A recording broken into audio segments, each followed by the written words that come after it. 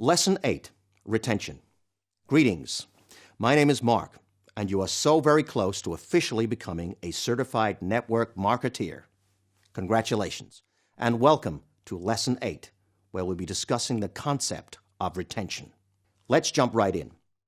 Hands down, the biggest challenge you will face in your business is retention. The 3 R's of direct selling, retailing, recruiting, and retention are really 1 R, because to be successful in direct selling, you have to do all 3 all the time. Retailing leads to more recruiting, and recruiting leads to more retailing, and successful retailing and recruiting lead to retention. Got all that? You see, each of the 3 R's is equally important. But for your business to be stable and long-lasting, you have to retain a big part of your organization. Retention is to direct selling what endurance is to a marathon runner. Without it, you're going to drop out of the race. Pat Pearson, author of Stop Self-Sabotage and Party with a Purpose, calls retention direct selling's version of the elephant in the living room that everyone tiptoes around but no one wants to talk about. Why the reluctance to talk about retention? Because most leaders are so focused on keeping things positive that they don't want to talk about the realities that everyone in the business must face. As a result, people new to the business aren't psychologically prepared for the bad things that they'll inevitably have to deal with. That is, the disappointment, the rejections, the no-shows, etc. Like marriage, your business has a honeymoon period too.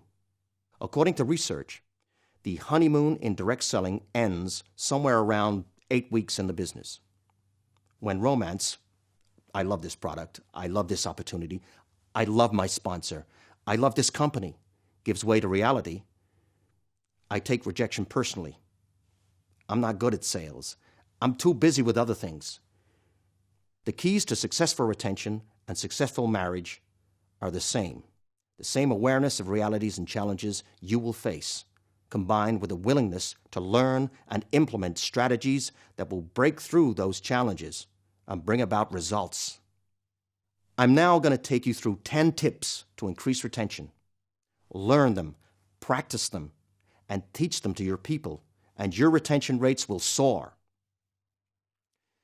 Tip 1. Be open for business. A great benefit to direct selling is you set your own hours. But that's also the biggest downside to the business, because it's easy to take a few hours off, then a day off, then a week or 2 off, then a month off, and before long you're off more than you're on, and the business goes down the tubes. You can't work the business if you're not open for business.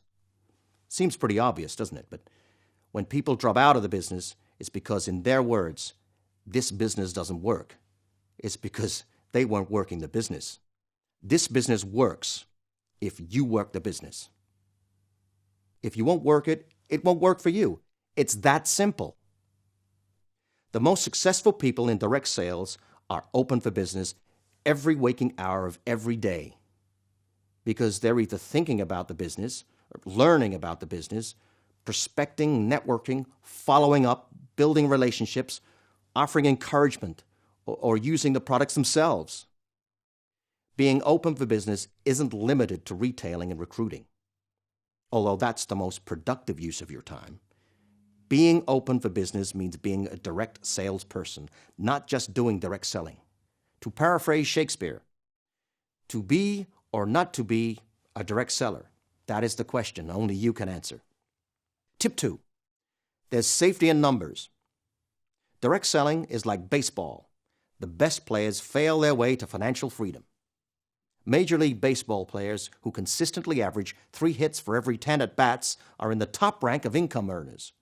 They get paid huge amounts of money to fail 70% of the time. But even the best hitters have slumps. They get discouraged. But they don't quit the game. Do they? No. They keep swinging the bat, knowing that things will average out over a long season. It's called the law of averages. Same goes for direct selling. Every time you get a no in this business, the law of averages means you're just one step closer to getting a yes. The bestseller, Go for No by Richard Fenton and Andrea Waltz is a must-read for direct sellers because it does a brilliant job of showing readers how to stack the law of averages in your favor. Tip 3. Develop the winners. Don't drag the whiners. One of the hardest lessons that new recruits must learn is that you can't hassle someone into doing this business. Instead of minding the saying, some will, some won't, next, too many distributors spend too much time trying to urge people into working the business, instead of spending valuable time trying to convince a high-powered prospect to join you in the business. You're better off using that time to find someone who is looking for an opportunity. Same concept applies to people in your organization who are more focused on making excuses than making money. As Burke Hedges says in You Inc., there are reasons and there are results, and reasons don't count. Whiners have lots of reasons but few results. And as long as you're an audience to their whining, they'll just pull your results down with theirs. In this business, the squeaky wheel gets the grease only if they are also getting results. Tip 4. Teach gratitude recruiting. Gratitude recruiting is a term to describe a way to reframe your mental scripts to focus on positive outcomes. Instead of focusing on what doesn't work, gratitude recruiting focuses on the benefits that attracted you to the business. Many self-sabotage their success by focusing on the negatives, such as, I don't want to intrude on people. I'm not very good at this. And she's too busy to join me in the business. But in gratitude recruiting, you reframe yourself to focus on the benefits that attracted you to the business. She's so outgoing, this business would be perfect for her. A flexible schedule would allow her to homeschool her children. She's always dreamed of owning her own business, but doesn't have enough money to open a store or buy a franchise. Before talking to a prospect, remind yourself that your opportunity is a gift, and that gifts are for giving. If the prospect receives your gift, that's terrific. If the prospect refuses your gift, that's terrific also. They're not refusing you, they're refusing your gift. So give your gift freely and often, with an attitude of gratitude, and your business will flourish. Tip 5. Teach the cycles of change. The cycles of change is another concept from Party with a Purpose by Pat Pearson.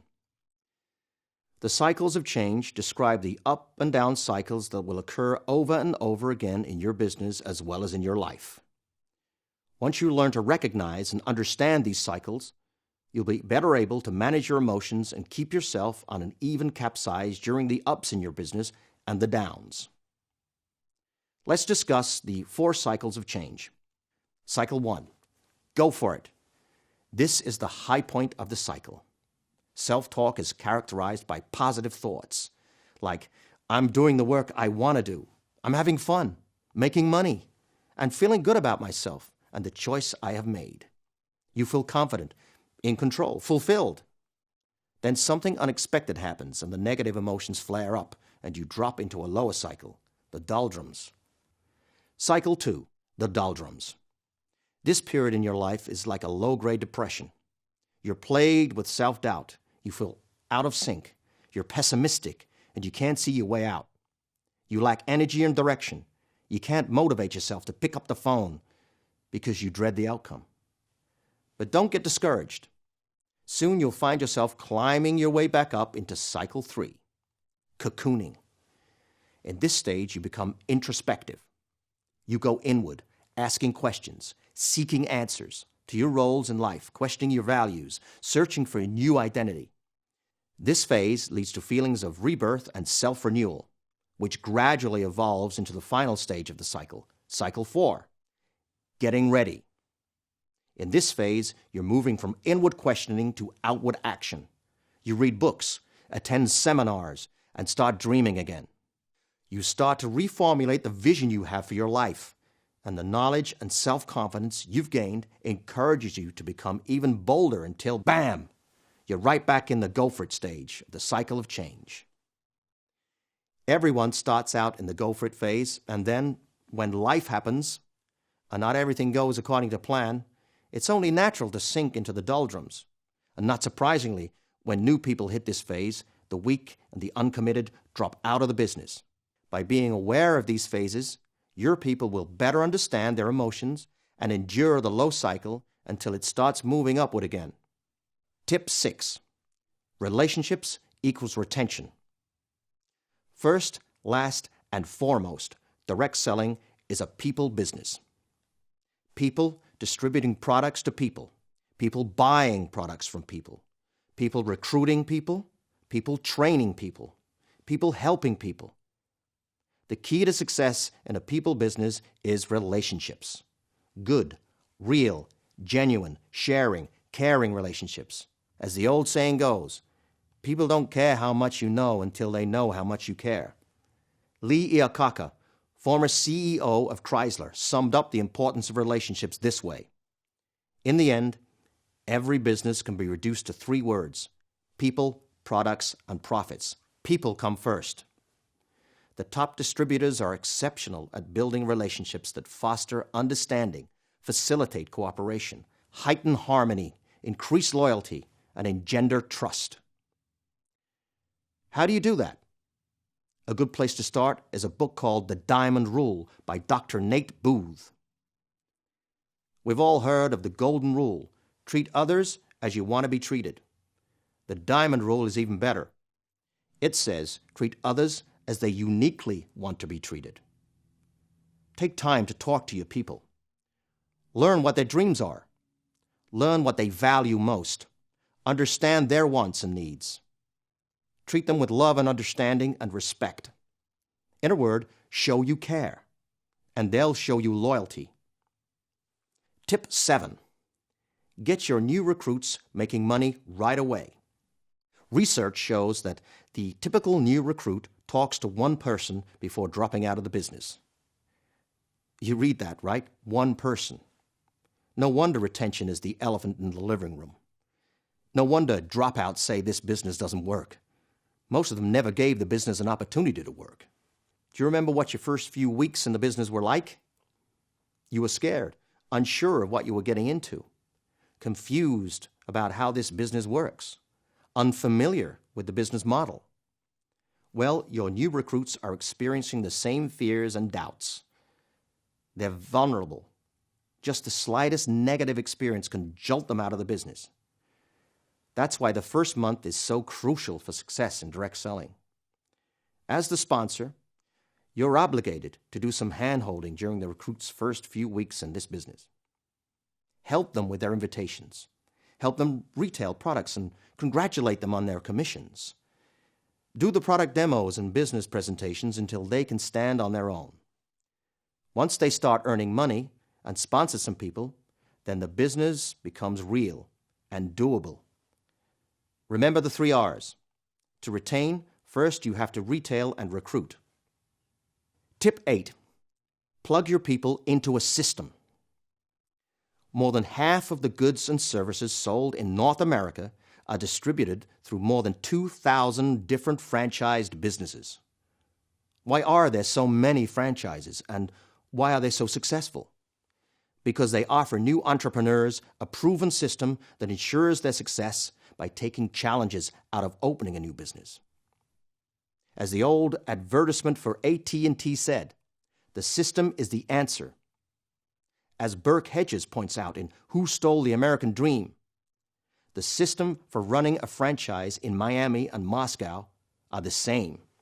Different languages, different prices, slightly different menu, but the same system, which is why McDonald's has 20,000 plus profitable locations all over the world.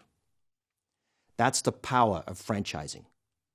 Successful direct sellers are like franchises in that they plug their new people into a duplicable success system. If you are new to the business and were sponsored by someone without a system, then go upline until you find a seasoned, successful leader and get yourself and your new people plugged into their system. Once people are in a system, their odds of sticking in the business increase 100-fold. Tip 9. Create traditions. Webster defines traditions as the handing down orally of stories, beliefs, customs, proverbs, teachings from generation to generation. In direct selling, the generations are measured in weeks and months instead of decades. As each new recruit is a new generation, so to speak, traditions are essential to cultures because they provide unwritten rules that give direction, meaning, and a sense of belonging for all the members. If you don't stand for something, you'll fall for anything, goes the old saying. Some of your traditions will be adopted from the larger community, such as starting each meeting with a meet and greet. Others can be fun and lighthearted, such as offering door prizes or providing refreshments at opportunity meetings. Traditions are cultural signposts that remind members this is who we are and what we stand for, while also signaling your organization's values to prospects. If, for example, you start meetings with country music and keep things lighthearted, and a prospect hates country music and is serious and grim-faced, better to offend her now than later. Some will, some won't. So what? Next, last but not least, tip 10. Teach your new recruits how to follow up and follow through. Unlike retailing or making a list or contacting, inviting, or showing the plan, which are all one-time events, following up is an ongoing process. Once a prospect shows interest in your products or your opportunity, it may take several meetings to follow through on the follow-up process. Unfortunately, lack of follow-up is one of the biggest weaknesses of direct sellers, especially people new to the business. Poor follow-up means poor results, means poor retention. Poor follow-up results from the 100-pound phone phenomenon. Here's how it happens. New to the business, Nancy knows she needs to make some follow-up calls. She dreads making those calls because she fears getting a no. She stares at the phone, and the more she stares, the heavier the phone becomes. And finally, she says to herself, "The phone is too heavy to lift tonight. I'll pick it up and call tomorrow when it's lighter." Problem? The more Nancy waits to call, the more weight the phone gains. So the call is never made. The prospect is never sold or signed. Nancy never sells her product or sponsors a new person, and she drops out of the business. To increase retention, you must train your people to follow up and follow through. Early on, with your new people, do 2 one-on-one conference calls to show them how to follow up. Hand out scripts that new people can read on the phone. Teach your people how to assume the sale. "Mary, I pass through your neighborhood daily. What day is best for us to meet for a few minutes? Tuesday or Thursday? Morning or afternoon?" The more training you can do on follow-up, the better. Here are a few great follow-up questions to ask prospects to get them to make a decision. Are you ready to get started, or do you need to see the plan again? What would you do with your first profits from the business? Who have you been thinking about that you'd like to sponsor? What benefits of the business appeal to you the most? Now, if you follow up on these 10 tips, your business will definitely go up and up in volume. That concludes our lesson on retention. It's a lot to take in, so if you feel you need to go back and review, feel free to do so. Try to write the 10 tips of retention on your own from memory now. If you find difficulty, don't give up. These lessons are here for you to review over and over until you're ready. You're at the finishing line. I wish you all the best in your next and final lesson.